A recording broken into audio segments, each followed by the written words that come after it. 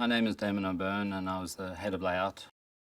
The head of layout is responsible for the cinematography in the movie. So the person behind the camera, choosing the camera angles and moving the camera. It's all within the computer. So we're moving cameras around. We actually even have a figurative display of the camera in the computer. And we tend to think of a camera in the same way, although that it's actually in the computer. So we think of same lensing.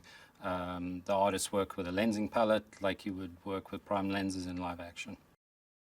My kids started reading the books, and we loved the books, and we loved the way, the sort of narrative of these books, and it really got my kids into reading, just the love of reading. And that was something special for me because it was sort of a pure connection with my kids, appreciating those books. So when the prospect of doing this movie came up, I had to do it.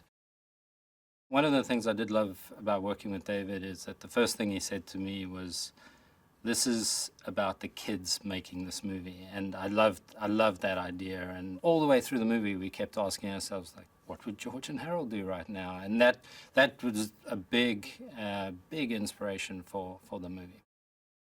You know, you just have to go down to the school library and all these books are checked out. And the kids are waiting to read these books. And I think he did this fantastic thing where he connects with kids.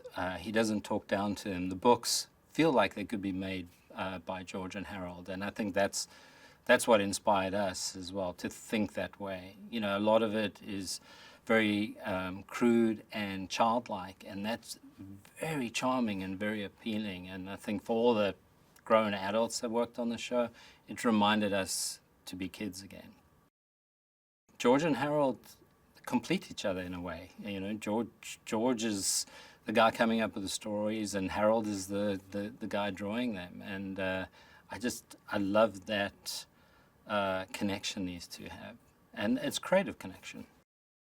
We have been really faithful to the books. I think Nate Ragg, the production designer, he did an incredible job of interpreting the books. If you've read the books, this is it come to life.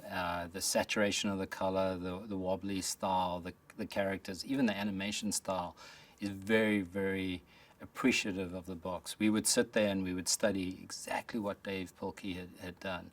And so there are a lot of Easter eggs in this movie for audiences. And for fans of the book, there are even the flipporamas in this movie. And I want to go and see the movie with an audience and see people that are fans just go crazy at that moment. The animation style is very much like the books. This is a really refreshing style. This is a sort of departure from naturalism. This is just the pure joy of doing animation. And you can tell that because we have so many different styles in the movie. You know, we have various forms of traditional animation, then a limited version of traditional animation. We have CG animation, we have an After Effects version of animation, and then we have a live action puppet shoot, which is going to be pretty unexpected. I love this movie because it's a celebration of childhood, and it's a reminder to people that are grown up that being a child is pretty cool, and small things are funny, and that's what I love about it. And it's okay not to do things exactly the same way as everybody else. I don't think you need to conform. I think you need to express yourself, and that's what I like about the movie. George and Harold express themselves through their comics, but what they bring to the school as well is an encouragement to be yourself, and it's okay. And I think that's a good message. The 3D is unique from other movies in this film because instead of trying to make it feel real, we actually used it as a comedic element. And so throughout the movie, we're changing the amount of 3D. We're flattening things, or we're making things seem very deep. And it becomes a comedic element when you watch a movie.